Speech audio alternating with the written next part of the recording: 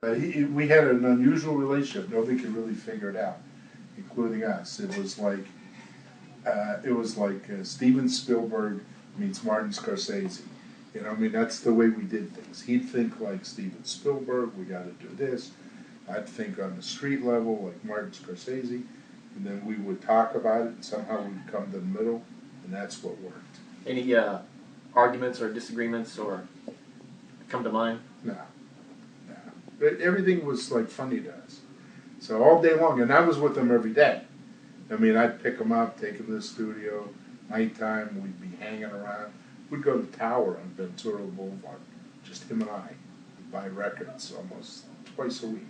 Just walk in, no disguise? Walk in, no disguise, no bodyguards, just me and him.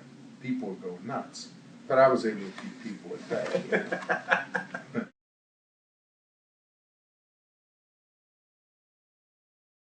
And then we got to a point where we were selling 500 to 1 million units a week. And there was a couple of days that it was so strong that we actually sold 1 million copies a day. Then, by the time you hit 10 million, which was astronomical, then it just sort of took on a life of its own. And, you know, we just kept feeding the machine with different singles. And then by that time I went to work for Michael. So, you know, we were doing a thriller video. And did we know how big it was going to be, is what your question was? I'm sorry. Not at first. And then you hit that certain plateau where you say, hey, you know what, we're at 50 million. This thing's going to be bigger than we ever thought. And Michael goes, you're kidding. I said, Michael, this is like, I know it. That's great. But then it just got a life of its own. And, you know, the rest is history.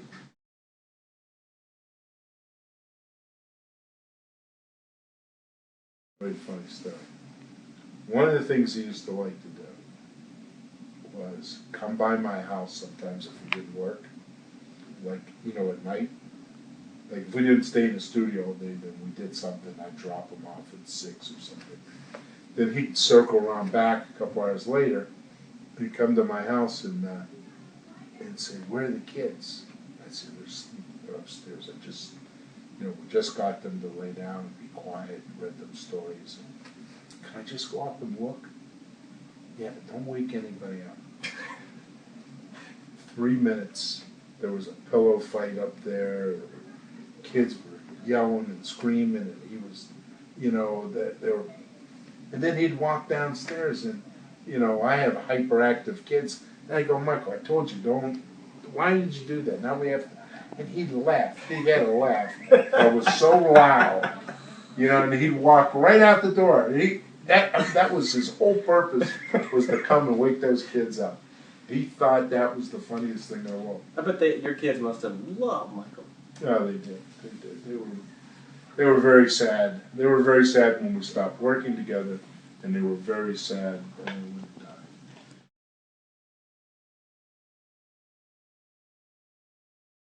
About the personal relationship. I mean, I know you guys, when you work with somebody for so long, it's not just all business. You know, he had an affection for you, you for him. What was that all like? And what do you miss about Michael? Well, I miss him, you know, tremendously. That was a sad thing when he first died, and people would interview me or ask me questions. It wasn't a thing of like, yes, he was the best artist, yes. But he was my friend. And you lose a friend, that's very difficult. And it's hard to accept at times. It's taken me a long time to watch This Is It, the movie, even though I co-produced it. I know at first, a year ago or so, when I walked into the Grammys during rehearsal and heard his voice coming over those loudspeakers, it was like, you know, at the Staples Center, it's like, oh my God.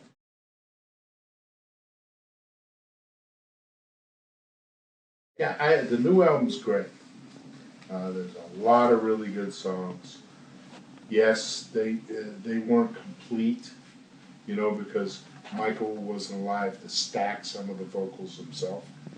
But all the producers that were involved did the best job they could, to kind of think how he would want to finish it off. And I know there's been comments out there that Michael was a perfectionist and wouldn't want this out.